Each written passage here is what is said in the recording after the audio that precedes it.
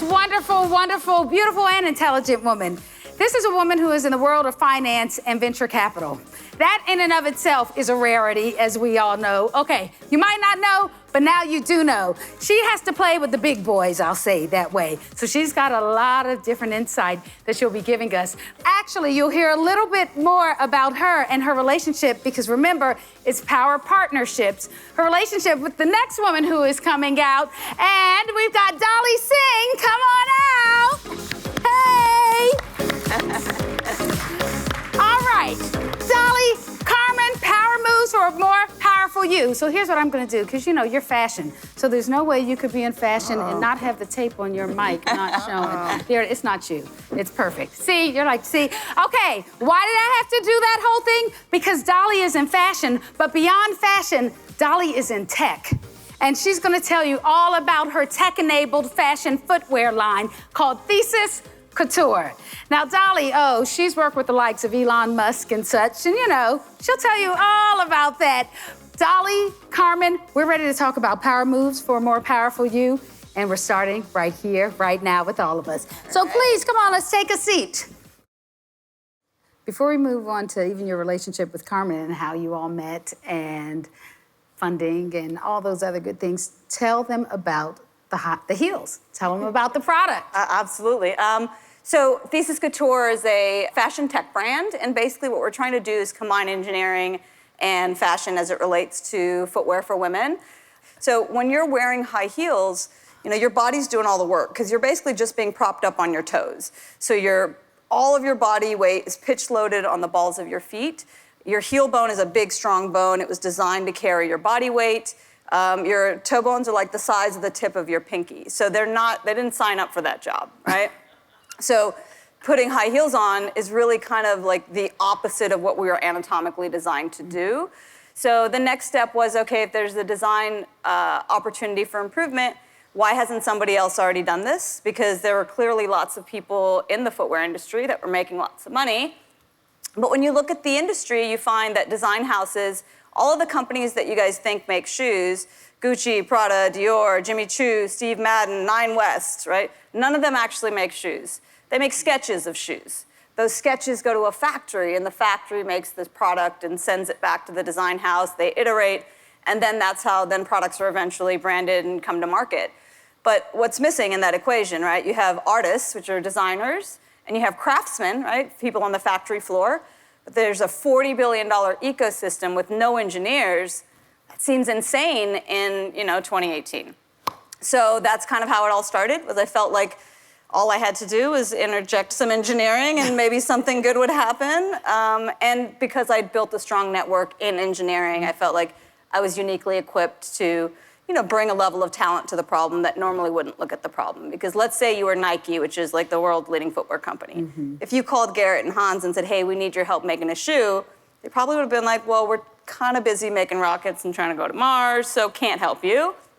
But because I had a personal relationship with them, they were willing to do things that they might not have done. So that was kind of how it all started. So then, Carmen, tell us about your relationship to Dolly and how you found her, how you all interacted, engaged, and then even funding and things of that sort. So I'm a venture capitalist, and I'm out there looking for billion-dollar opportunities. I went to a Harvard entrepreneurship event, and in the corner was a pop-up for Thesis Couture. I'd gotten to this event on the metro.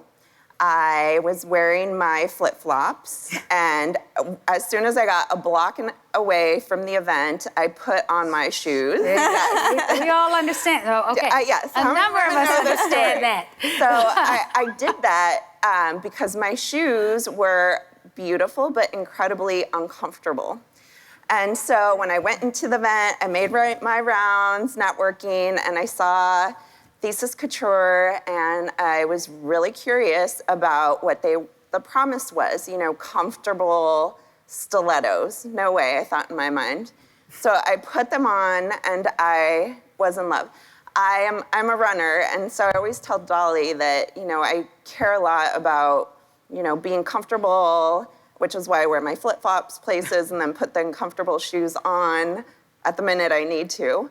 So I tried the shoes on, was totally convinced and sold on the comfort and the transformation, and started hunting Dolly down. So I reached out to her on LinkedIn and was like, I want a conversation with you. We spoke.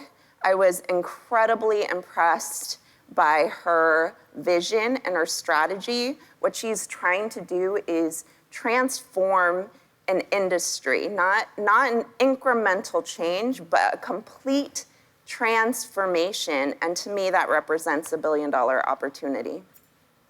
So what was it about venture capital specifically that drew you to it? What drew me to it was the power to create wealth. I am a big believer that if there is going to be change in my community, in the Latinx community, then folks in my community need to build wealth and they need to get power. And venture capital is an awesome way to do that. You know, I always tell the Snap story because there's a church in Palo Alto that put $15,000 into Snap and ended up making $24 million.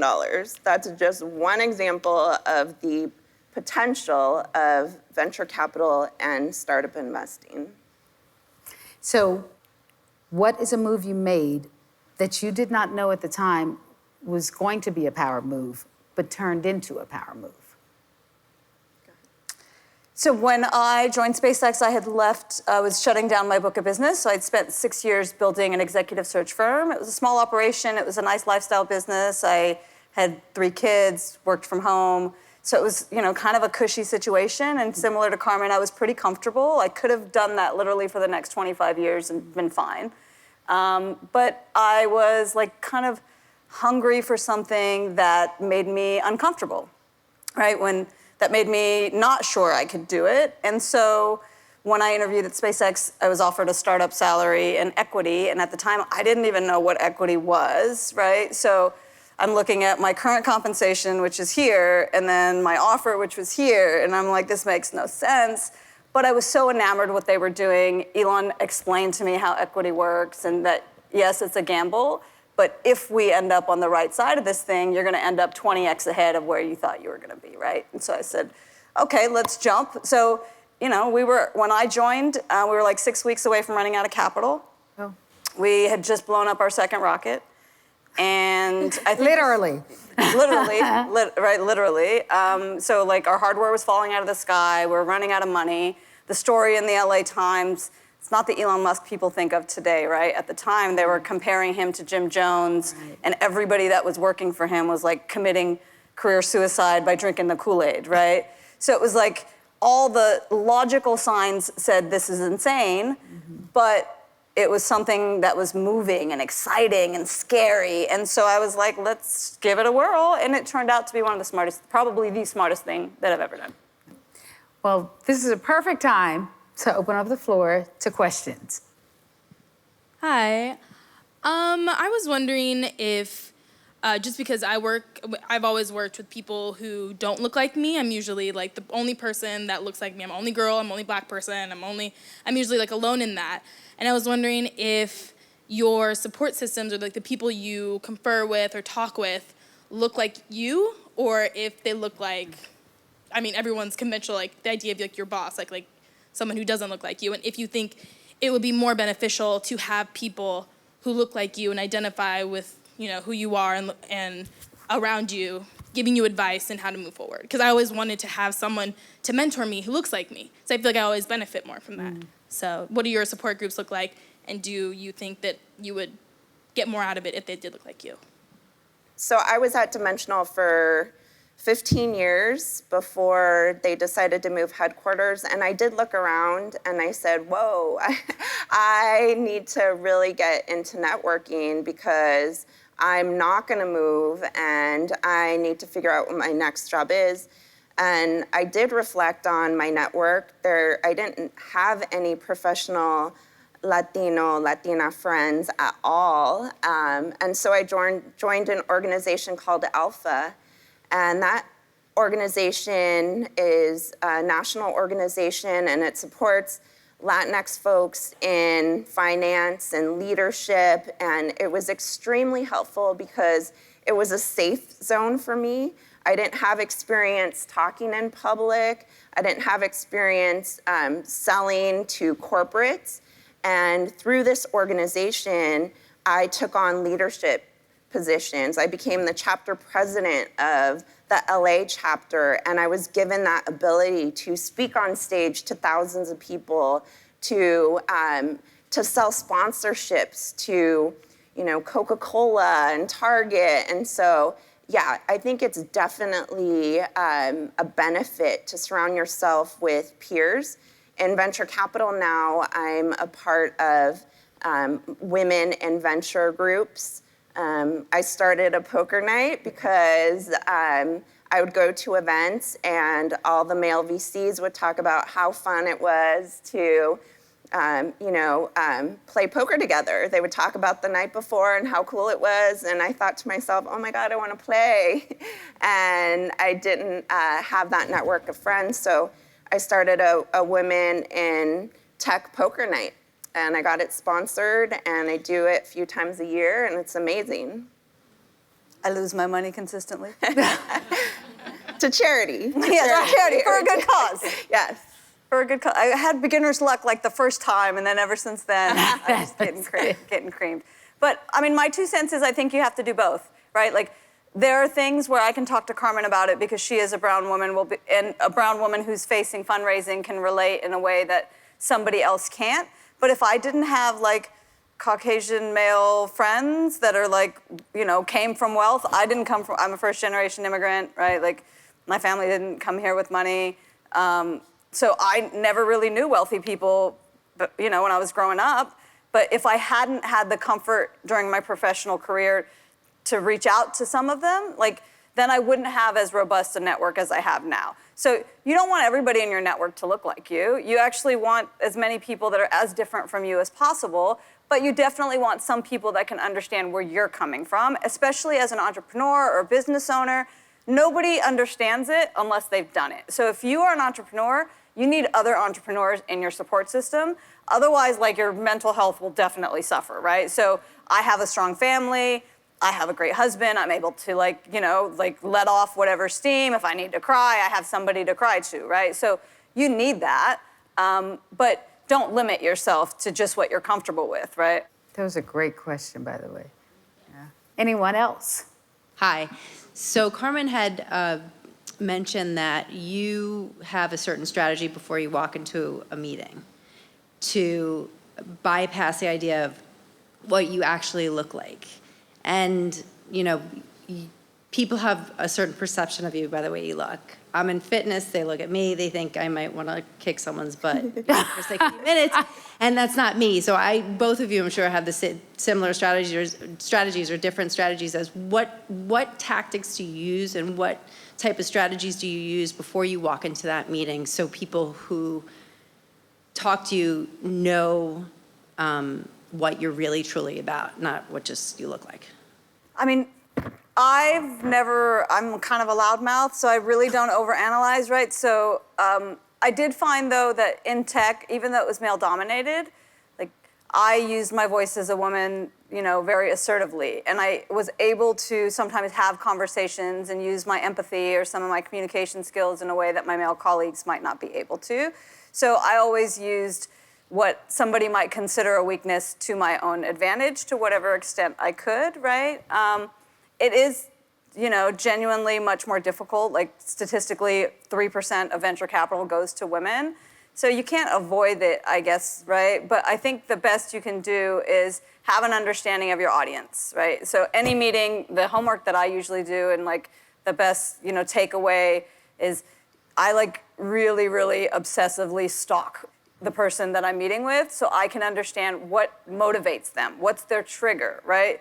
Because if I understand where their levers are, then I can position my pitch in a way that it's gonna impact them, right? Because you could make one pitch to one person one way and it doesn't matter, but if it's the same product, but you kind of hit a nerve to something that matters to them, then they might listen to it, right? So the best thing that I try to do is be specific in my intentions before meetings. So know what it is that I want coming out of the meeting, and research the person that I'm meeting with to the greatest extent possible so I can figure out where I can find a win-win for them and me. Similar to what Carmen was saying earlier, like, what do I have to offer, right? So those are probably my best pre-meeting prep tricks.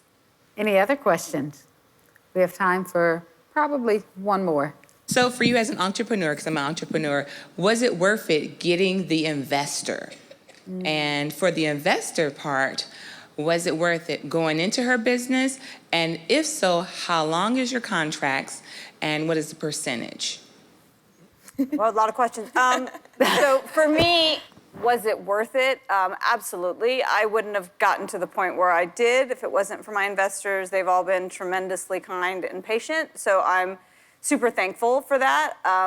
But because, I was lucky enough that with the wrong people, it didn't work out, right? So the investors that we ended up getting, because it is like the less likely deal, quite frankly, are people that genuinely either cared about me and believed in me or cared about the business.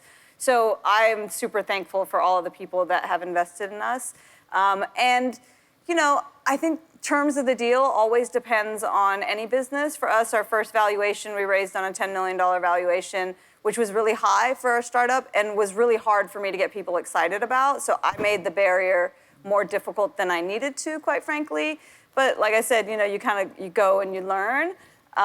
So I think from my perspective, whatever percentage is less important than is that person going to add value, right? So Carmen and another investor might have invested the same amount, but she adds a lot of value. So quite frankly, I wouldn't care how much the percentage was for her per se, right? So I think the focus should be on finding people that you have a good relationship with. If you do, then they're going to be as interested in you are as giving you a fair deal, right? Because it doesn't make any sense for the investor to try to lowball you if they actually care about your business. Investors that are trying to lowball you are probably not the best people to bring into your business. I don't know if that answers your question, but.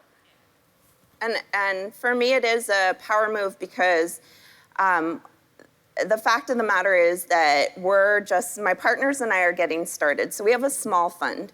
Our investment size is small relative to other funds. So I really, every time I speak to an entrepreneur, I have to say, here is how we can help you. Here's the resources we have. So it's definitely I try and help our companies get to the next level. It's always asking, what's your biggest challenge? How can I help you? And in doing so, then I'm able to get into these investments, and I don't regret any of them so far.